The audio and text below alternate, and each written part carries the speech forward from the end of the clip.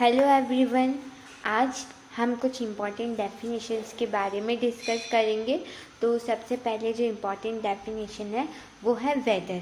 Weather क्या होता है? एक शॉर्ट टर्म प्रोसेस होती है, फेनोमेना होता है। जैसे कोई भी प्लेस है, उसका जो टाइम पीरियड दे रखा है, उस टाइम पीरियड में वहाँ पे एटमॉस्फेरिक कंडीशन कैसी है in term of temperature, pressure, wind pressure, है ना, temperature, pressure, wind, moisture, cloudiness, visibility, उन सब फेनोमेना से हम वेदर को डिफाइन करते हैं। तो अब इसकी एक डेफिनेशन देख लेते हैं।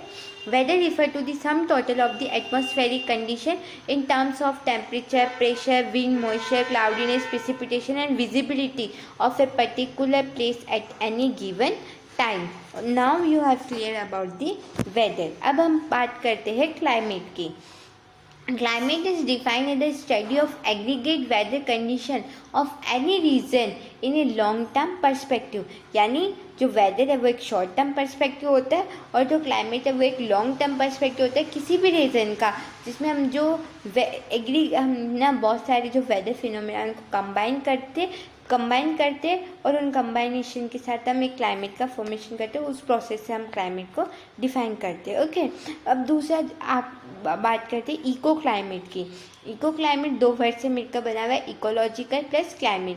क्लाइमेट अभी हमने देखा है कि जिसमें हम बहुत सारे वेदर फिनोमेना है उनको कंबाइन करते हैं, किसी भी रीजन का एक लॉन्ग टर्म पर्सपेक्टिव होता है ना, हम ऐसे क्लाइमेट को स्टडी करते हैं। इकोलॉजिकल जिसमें हम बहुत एबायोटिक एंड बायोटिक कंपोनेंट को मिलकर स्टडी करते हैं। तो इकोलॉजिकल जो क्लाइमेट है वह यही बताता है कि कैसे वेदर जो एलिमेंट है वो कैसे इफ़ेक्ट करते हैं, जो हैबिटेंट होता है ऑर्गेनिजम्स का, उनको कैसे इफ़ेक्ट करते हैं, उनकी स्टडी करते हैं इकोलॉजिकल क्लाइमेट में।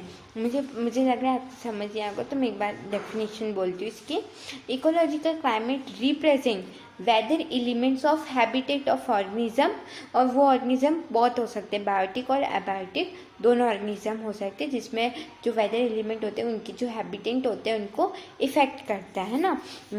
जो दूसरी बात है जियो क्लाइमेट, किसी भी जो एरिया है या मतलब किसी भी कंट्री है उसका क्लाइमेटिक कंडीशन कैसे उन्हें हम जियोग्राफिकल क्लाइमेट से डिनोट करते हैं। Geo climate represent weather elements and condition of very large area such as a small और large country, this is also called geographical climate. अब हम बात करते हैं माइक्रो क्लाइमेट।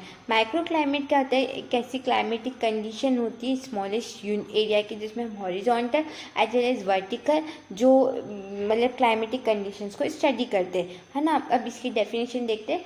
तो micro climate refer to the climatic condition smallest spatial unit having a horizontal extent from 1 metre to 100 metre and vertical extent from the ground surface to the 100 metre upward. ऐसे हम micro climate को study करते हैं। Private climate यानी हमारी body कैसे react कर रही है सराउंडिंग टेम्परेचर के साथ, तो हम कैसे वो उस सराउंडिंग टेम्परेचर के साथ जब हमारी बॉडी रिएक्ट करे तो हम कैसे खुद को ड्रेसिंग करें, यानी हम कैसे क्लॉथ वियर करें ताकि हम जो ये क्लाइमेट एनवायरमेंटल कंडीशन है उसमें हमारी बॉडी को प्रोटेक्ट कर सकते। तो ये प्राइवेट क्लाइमेट के अंदर इंक्लूड होता है। अब इसको और अच्छे समझने के लिए हम इसकी डेफिनेशन देखते हैं।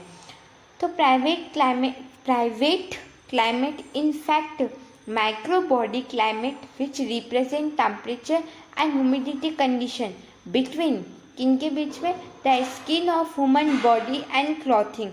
It enable a person to safeguard his body from extreme outer environmental condition. Thank you.